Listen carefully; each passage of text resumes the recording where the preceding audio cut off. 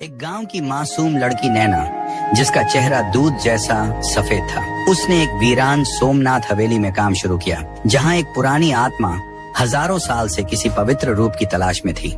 पर जब उस आत्मा ने नैना को देखा, लड़की थी पर बहुत ही नाजुक और मासूम। उसका रंग दूध जैसा सफेद, आंखें गहरी और चेहरा इतना नाजुक था कि जैसे कोई फूल रात की ओस में चमक रहा हो। गांव के एक पुराने मिट्टी के घर में नैना अपने बाप रमेश शर्मा के साथ रहती थी, जो पिछले 90% लोग सिर्फ वीडियो देखकर चले जाते हैं, सब्सक्राइब नहीं करते। ऐसी वीडियोस बनाने में बहुत मेहनत लगती है। प्लीज लाइक सब्सक्राइब जरूर करें। 4 सालों से बीमार बिस्तर पर पड़े थे। नैना का हर दिन एक जद्दोजहद था, बाप की देखभाल, खाना बनाना और घर के छोटे मोटे काम। पर उसके दिल में एक रोशनी और श्रद्धा थी। रोज सुबह पूजा और स्तोत्र में वह सिर्फ एक चीज मांगती, हे भगवान, बाप को स्वस्थ दे और हमें जीवन का सुष्ठ और शुभ मार्ग दिखला। गांव के लोग अक्सर नैना को बुरा रास्ता दिखाने की कोशिश करते। कोई शादी का लालच देता, कोई नौकरी का वादा करता, पर नैना हर बार कहती, मेरा मार्ग सिर्फ भगवान के द्वारा लिखा गया है, मैं अपना सब्र नहीं बेच सकती। एक दिन गांव की एक बुजुर्ग औरत ने नैना को बताया, जंगल के किनारे एक वीरान हवेली है, सोमनाथ हवेली। पिछले सदियों से वहाँ कोई नहीं रहता, पर अब शहर के मालिक वहाँ नहीं हैं और वहाँ काम करने वाले को अच्छा पैसा मिलता है। नैना ने बाप की आंखों में देखा कमजोरी, दर्द और बेबसी। उसने फैसला किया, अगर हवेली में शक्ति भी हो तो मैं अपनी श्रद्धा और धर्म के साथ जाऊंगी। नैना ने बाप से इजाजत ली, 2 रोटियां और छोटी स्तोत्र की किताब ली और सोमनाथ हवेली की तरफ चल पड़ी। हवाओं में ठंडी सर्दियां, दीवारों में सदियों का राज और पेड़ों के पत्तों की खनक, जैसे हवेली खुद उसका इंतजार कर रही हो। हवेली के अंदर एक लंबा, काला और रहस्यमयी प्राणी था, करण। हजारों सालों से वह उस लड़की की तलाश में था जो उसके अंधेरे और तन्हा दिल में रोशनी भर सके। करण न पूरी तरह इंसान था, न पूरी तरह आत्मा, एक ऐसी शक्ति जो पहले पवित्र थी पर पिछले इम्तिहान में मोहब्बत की वजह से टूट गई थी। जब नैना पहली बार हवेली में प्रवेश कर रही थी, उसकी कोमल आवाज और स्तोत्र करण के टूटे हुए वजूद में एक सुकून जैसी उतर गई। वह छिपकर उसे देखता जब वह बाप के लिए स्तोत्र पढ़ती या घर के कोने में काम करती। एक रात जब नैना बाप के लिए दवा खरीद रही थी, एक पुरानी अलमारी अपने आप खुल गई और जमीन पर एक थैली गिर गई। उसमें सोने के सिक्के थे।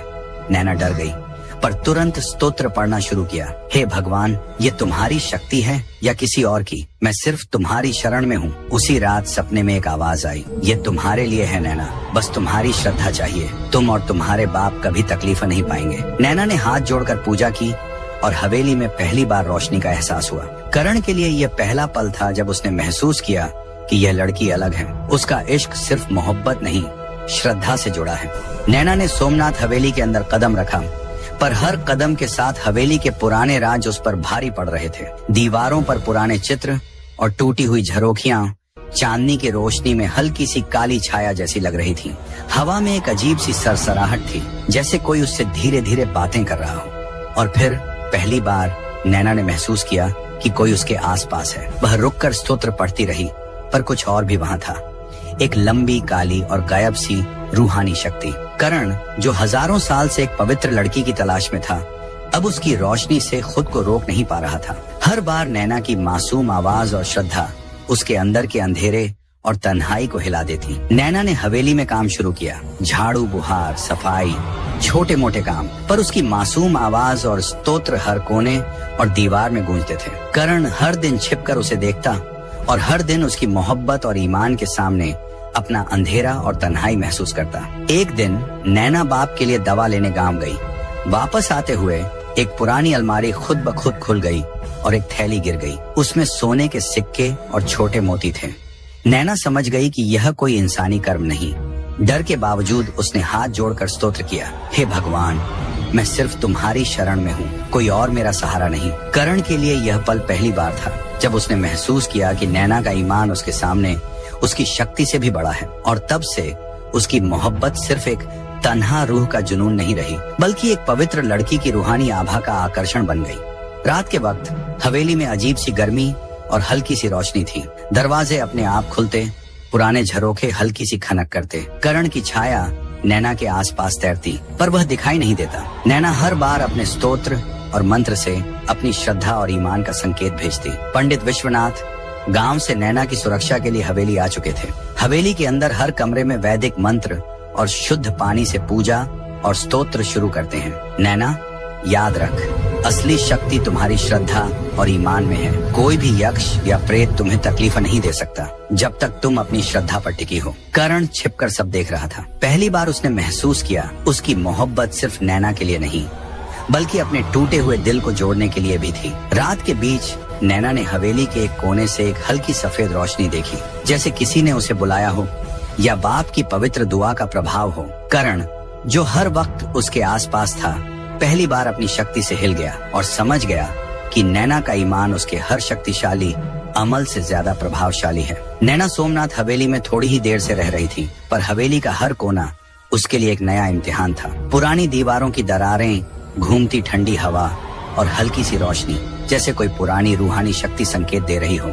हर कदम पर नैना को महसूस होता कि करण उसके आसपास है पर दिखाई नहीं देता। उसकी आंखों में डर था पर दिल में श्रद्धा और हिम्मत ज्यादा थी। करण हजारों सालों के इंतजार के बाद नैना के नाजुक रूप और पवित्र ईमान से इतना प्रभावित हुआ कि अपनी शक्ति को उस पर परखने का इरादा किया। पर वह जानता था उसे डराना नहीं बल्कि उसकी मोहब्बत और श्रद्धा के साथ खुद को पाना है। रात गहरी हो रही थी।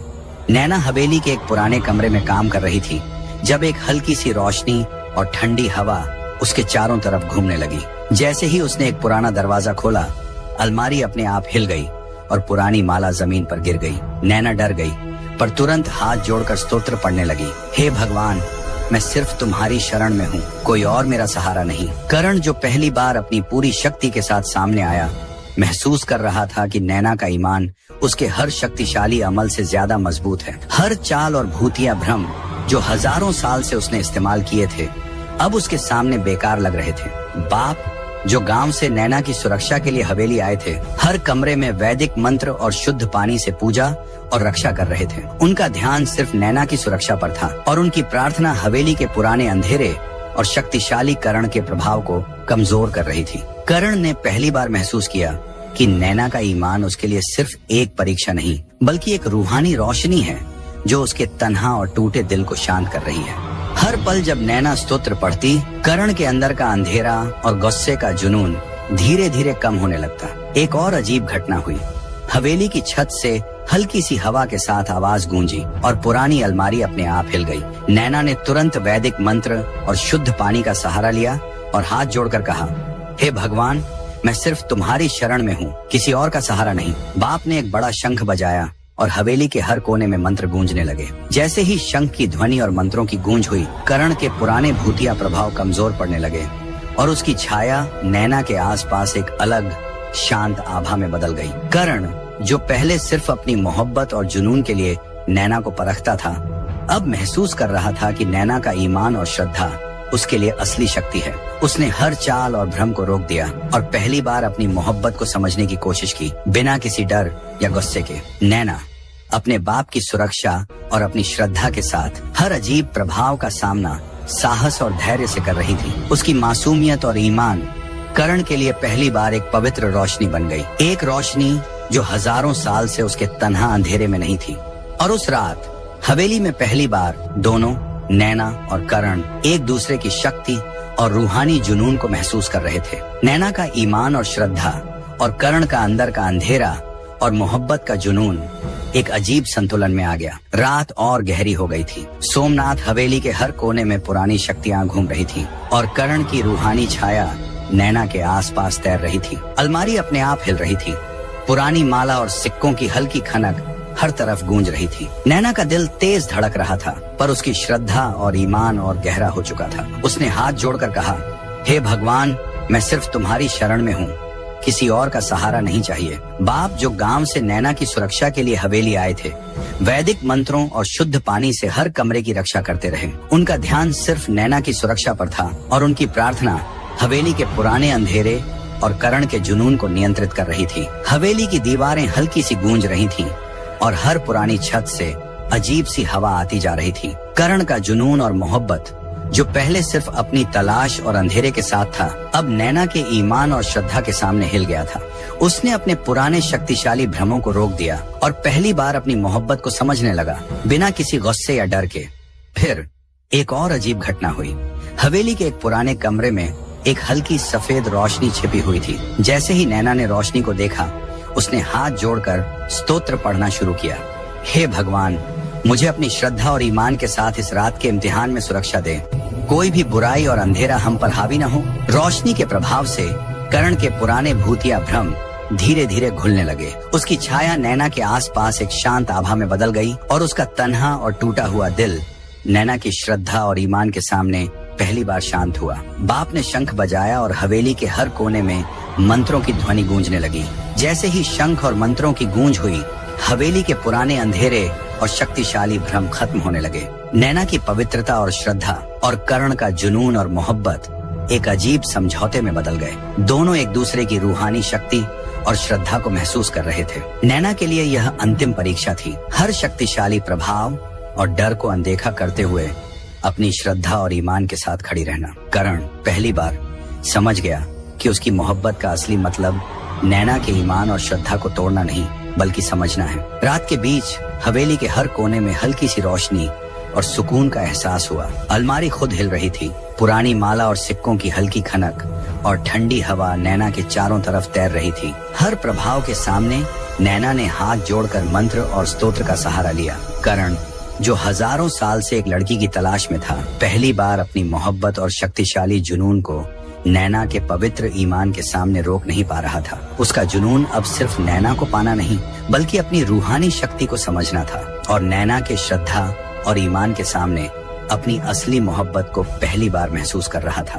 और इस रात हवेली में पुरानी शक्तियां और करण की मोहब्बत दोनों एक साथ नैना के सामने खड़ी थी। यह था अंतिम सामना की शुरुआत। रात के गहरे अंधेरे में सोमनाथ हवेली के हर कोने में अब सिर्फ एक शांति और रोशनी भरी अनुभूति हो रही थी। अलमारी और पुरानी माला की हल्की हिलने की आवाज अब एक सुकून की गुनगुनाहट बन गई थी। ठंडी हवा जो पहले डर और अजीब सरसराहट लेकर आती थी, अब नैना के आसपास एक पवित्र और रक्षात्मक आभा में बदल गई। करण, जो हजारों साल से तन्हा और अपनी मोहब्बत के जुनून में था, पहली बार समझ गया कि असली शक्ति नैना के ईमान और श्रद्धा में है। उसका अंधेरा अब नैना की रोशनी के सामने नहीं टिक सकता था। नैना ने हाथ जोड़कर कहा, हे भगवान, मैं सिर्फ तुम्हारी शरण में हूँ, किसी और का सहारा नहीं चाहिए। हम सबको अपनी कृपा से सुरक्षित रखो। बाप, जो पूरी रात हवेली में नैना की सुरक्षा के लिए मंत्रों और शुद्ध पानी के साथ अनुष्ठान कर रहे थे, ने देखा कि हवेली का हर कोना शांत और सुकून भरा हो गया है। उनकी आंखों में एक शांति और गर्व था। बेटी अपनी श्रद्धा और ईमान के साथ हर इम्तिहान में खड़ी रही। करण अब पहली बार अपनी पुरानी मोहब्बत और शक्तिशाली भ्रमों से परे सिर्फ नैना के ईमान और पवित्रता को महसूस कर रहा था। उसकी तन्हा रूह, जो हजारों साल से किसी पवित्र लड़की की तलाश में थी, अब शांत और संतुष्ट थी। हवेली के दरवाजों पर हल्की रोशनी चमक रही थी, जैसे पुरानी शक्तियों ने नैना की श्रद्धा और ईमान को स्वीकार कर लिया हो। रात की पहले की अजीब घटनाएं, हिलती अलमारियां और गिरती माला अब एक शांत और रक्षात्मक ऊर्जा में बदल गई थी। नैना ने करण की तरफ देखा। उसकी नजर में अब डर नहीं, सिर्फ एक शांति और रोशनी का एहसास था। करण, जो पहले एक तन्हा और टूटी हुई रूह था, अब नैना के पवित्र ईमान और श्रद्धा से अपनी असली मोहब्बत और शांति महसूस कर रहा था। बाप ने नैना के कंधे पर हाथ रखा और मुस्कुराते हुए कहा, नैना, असली जीत तुम्हारी श्रद्धा और ईमान की है। तुम्हारा धैर्य और श्रद्धा ही तुम्हें हर शक्तिशाली प्रभाव से सुरक्षित रखेगा। रात का सन्नाटा था। आसमान में आधा चांद था और ठंडी हवा चुपचाप मेरे बालों को छू रही थी। बेटी, हवेली से निकलने के बाद तुम बिल्कुल बदल गई हो। तुम्हारी आंखों में अब सुकून है, पर कहीं अंदर कुछ बाकी लगता है।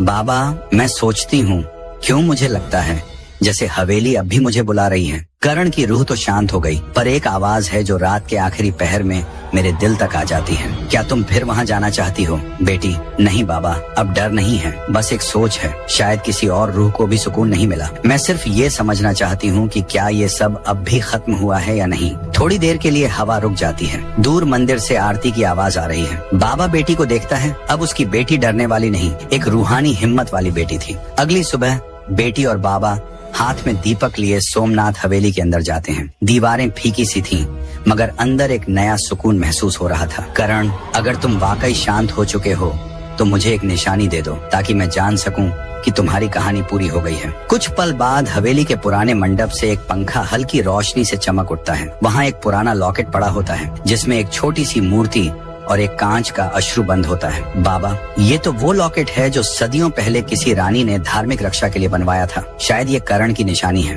उसने जो मुझे तकलीफ दी वो उसका अपना इम्तिहान था। अब ये रूह भी राहत में है। शाम को गांव के लोग हवेली के दरवाजे पर आते हैं। ये हवेली अब डर का नहीं बल्कि दुआओं का घर बनेगी। यहाँ रोज सूर्य आरती और तुलसी पाठ होगा। जो अंदर का अंधेरा था अब रोशनी बनकर गांव में फैलेगा। बाबा की आंखें भर आती हैं। गांव के बच्चे और औरतें फूल लेकर अंदर जाते हैं। जहाँ पहले हवेली के अंदर किसी को सांस लेने से भी डर लगता था, अब वहाँ गीत और आरती की आवाज गूंज रही होती है। रात को बेटी अपने कमरे में है। ठंडी हवा चल रही है। दीपक के उजाले में बेटी लॉकेट को हाथ में पकड़कर बोलती है, करण, अगर कभी मेरी दुआ तुम तक पहुँचे तो याद रखना, मोहब्बत वो है जो ईमान से ऊपर नहीं जाती। तुमने जो सीखा वो हमारी कहानी का असली अंजाम था। उसके बाद एक मीठी सी रोशनी कमरे में फैल जाती है। हवा रुक जाती है और एक रूहानी चैन का एहसास होता है, जैसे किसी ने दिल से दुआ कबूल कर ली हो। कल सुबह से लोग हवेली को मंदिर बनाने की सोच रहे हैं। मैंने मना नहीं किया। ये अब हमारा फर्ज है कि जो अंधेरा था उसे पूरी तरह रोशनी में बदल दें। बेटी, हाँ बाबा, और मैं चाहती हूँ कि इस मंदिर का नाम हो श्रद्धा स्थल, जहाँ हर इंसान अपनी रूह को शांति देने आए। बाबा सिर हिला देता है। दूर नैना, सुबह का उजाला फैल रहा था।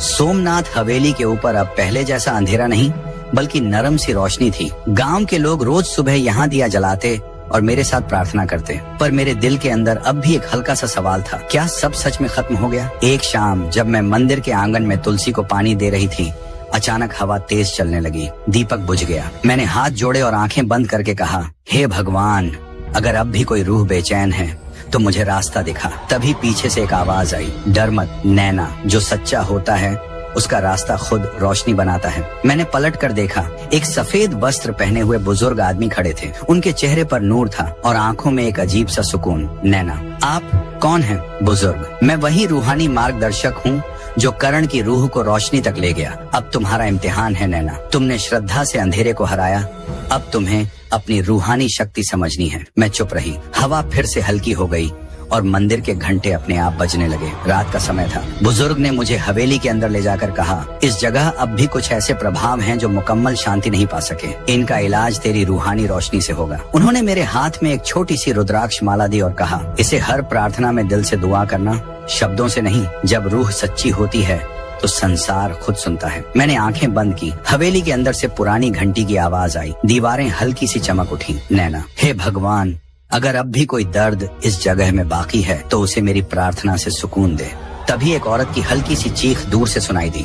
बुजुर्ग ने आंखें उठाई। ये किसी पुरानी रूह का दर्द है, शायद करण के समय की कोई पापी रूह जो उसके अंधेरे में कैद थी। नैना, अगर ये भी किसी की बेचैनी है तो मैं उसे रोशनी तक ले जाऊंगी। अगली शाम मैं और बुजुर्ग दोनों मंदिर के अंदर सूर्य पाठ कर रहे थे। अचानक हवा तेज हुई और मंदिर के पीछे की दीवार पर एक साया उभर आया। तुमने करण को तो आजाद कर दिया, पर मुझे क्यों छोड़ा? मैं उसका जुनून थी, उसकी ताकत थी। नैना, तेरे अंदर जुनून है पर रूह नहीं। मोहब्बत सिर्फ तब पवित्र होती है जब वो रब के नूर से जुड़ी हो। बुजुर्ग ने हाथ उठाया और हम दोनों ने मिलकर नमः शिवाय का उच्चारण किया। साया थरथराया, उसका रंग बदलने लगा, पहले लाल फिर सफेद। साया, मैं भी सिर्फ सुकून चाहती थी, मैं भी रोशनी चाहती थी। हवेली के अंदर एक तेज रोशनी फैल गई और वो साया धुंध में घुल गया। बाद में मंदिर के बाहर बुजुर्ग ने मेरे सिर पर हाथ रखा। तुमने सिर्फ एक हवेली नहीं, एक पूरी विरासत को रोशनी दी है। तुम्हारी श्रद्धा अब किसी एक कहानी का हिस्सा नहीं, एक मिसाल बन गई है। नैना, अगर मेरी दुआ से किसी रूह को सुकून मिला तो वही मेरी सबसे बड़ी पूजा है। बुजुर्ग, याद रखना, जब भी दुनिया में कोई अंधेरा फैलता है, एक नैना जरूर होती है जो अपने ईमान से रोशनी लाती है। हवा फिर से ठंडी चलने लगी। बुजुर्ग की मूर्ति जैसे रोशनी में बदलने लगी। नैना, क्या आप जा रहे हैं? बुजुर्ग, मैं कहीं नहीं जा रहा नैना। जब भी तुम दुआ करोगी मैं वहीं रहूंगा, तेरे दिल के रोशन कोने में। और फिर वो एक सफेद रोशनी बनकर हवेली के मंडप के ऊपर छाई और धीरे धीरे आसमान में घुल गई। उस रात मैंने पहली बार बिना डर के हवेली के अंदर दिया जलाया। मेरे चेहरे पर सुकून था, आंखों में नूर और दिल में सिर्फ एक जज्बा, ईमान और मोहब्बत। दोनों रब के साथ पवित्र हैं। चांदनी रात में हवेली अब एक रूहानी स्थल थी और मैं अब सिर्फ एक लड़की नहीं, एक रूहानी मिसाल बन चुकी थी। अगर वीडियो पसंद आई हो तो शेयर जरूर करें। पार्ट 2 के लिए नेक्स्ट